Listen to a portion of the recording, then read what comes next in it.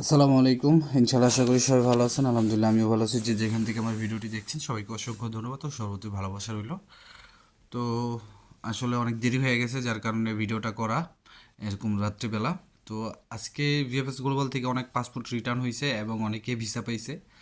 তো আজকে বেশি কথা বলতে পারবো না আমি, যেহেতু আমার হাতে সময় নেই আর রুমের ভিতরে ভিডিওটা করতেছি। তো আজকের হেডলাইনটা টাইটেলটা দেখে আপনারা বুঝতে পারছেন যে আমি কী বিষয়ে কথা বলতে চাইছি। তো আপনারা ভিডিওটা দেখেন যে যিনি এই কথাগুলি বলছে।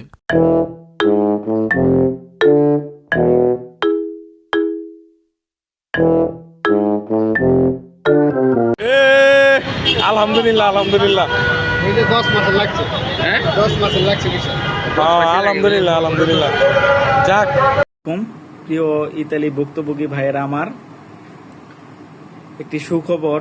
আমি এইমাত্র একটি মাধ্যম থেকে জানতে পারলাম রিটার্ন মেসেজ আর দিবে না। রিটার্ন মেসেজ আর দিবে না। যেগুলা ভিসা দেওয়ার ওইগুলা ভিসা দিবে, আর যেগুলা রিজেক্ট করার ফেক নুলাস্তা ওগুলা রিজেক্ট করে দিবে। এটা এইমাত্র আমি একটা ভালো একটি মাধ্যম থেকে জানতে পারলাম।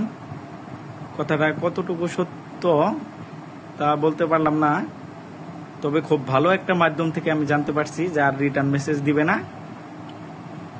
তো ভিসা দিবে। যেগুলা ফেক নুলাস্তা ওগুলা রিজেক্ট করবে।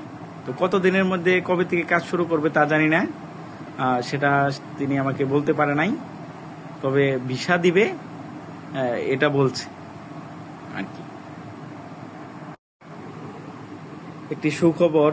আমি এই কথার সত্যতা কতটুকু আমি জানি না, তবে খুব শীঘ্রই এটার সত্যতা বের হয়ে আসবে।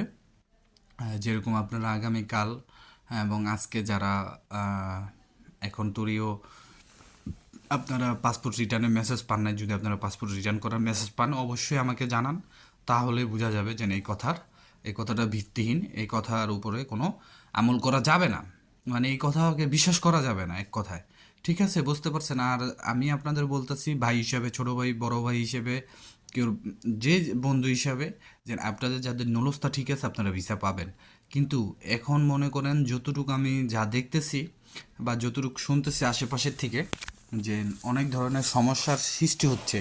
তো এখন আমাদের ভিতরে একটা ভয় আছে, আর জানি না কেমনে কি হবে, তবে আমি দোয়া করি। আর তারা কোনো আন্দোলন ফন্দোলনের নাম নিয়েন না ভাই, কারণ এখন প্রত্যেকটা মানুষে একটা সিস্টেমে আনার চেষ্টা করতেছে এম্বাসি, যে সিস্টেমটা হয়েও গেছে। এখন এই মুহূর্তে আপনারা এমন কোনো অরাজকতা করেন না ভাই, যাতে আমাদের সকলের সমস্যা হয়। তো আজকের মতো এখানে ব্যস্ততার কারণে আমি আপনাদের সাথে পুরোপুরি ইনফরমেশনটা দিতে পারলাম না। তো সবাই ভালো থাকবেন, সুস্থ থাকবেন, আর যেহেতু আজকে এই ভিডিওটা শেয়ার করবেন। আসসালামু আলাইকুম, আল্লাহ হাফেজ।